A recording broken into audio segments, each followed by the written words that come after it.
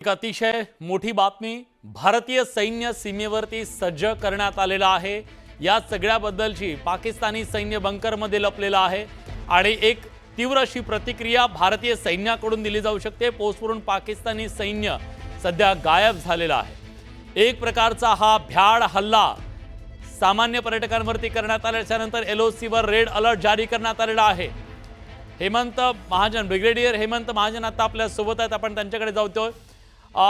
Hemant sir, हे स्वाभाविक आहे कारण इतका मोठा भ्याड हल्ला झाल्याच्या नंतर त्याची प्रतिक्रिया येऊ शकते आणि ती दिली जाऊ शकते।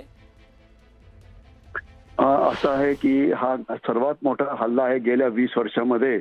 याच्यामुळे एक तर त्या दहशतवादी ज्यांनी हल्ला केला त्यांना मारण्याचं काम तर केलंच जाईल, परंतु ते भारताच्या आत झालं।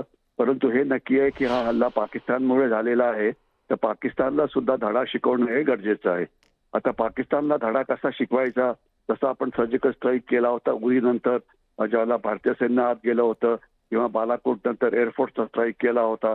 तर हे दोन ऑप्शन्स आहेत, किंवा याच्यानंतर दुसरा ऑप्शन म्हणजे अनेक वेळा भारतीय सैन्याने पाकिस्तानच्या आत जाऊन पाकिस्तानी सैन्यावरती हल्ला केलेला आहे। तर तो हा तिसरा ऑप्शन आहे।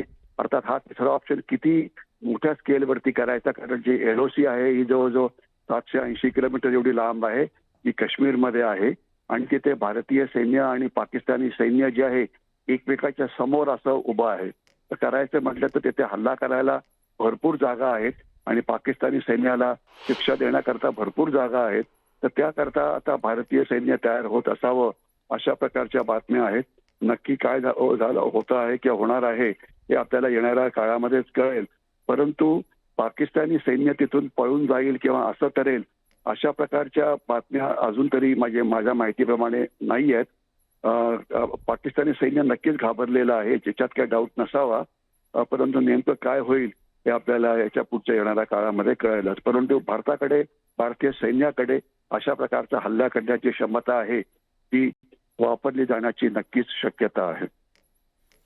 धन्यवाद सर, तुम्ही दिलेल्या सविस्तर प्रतिक्रिया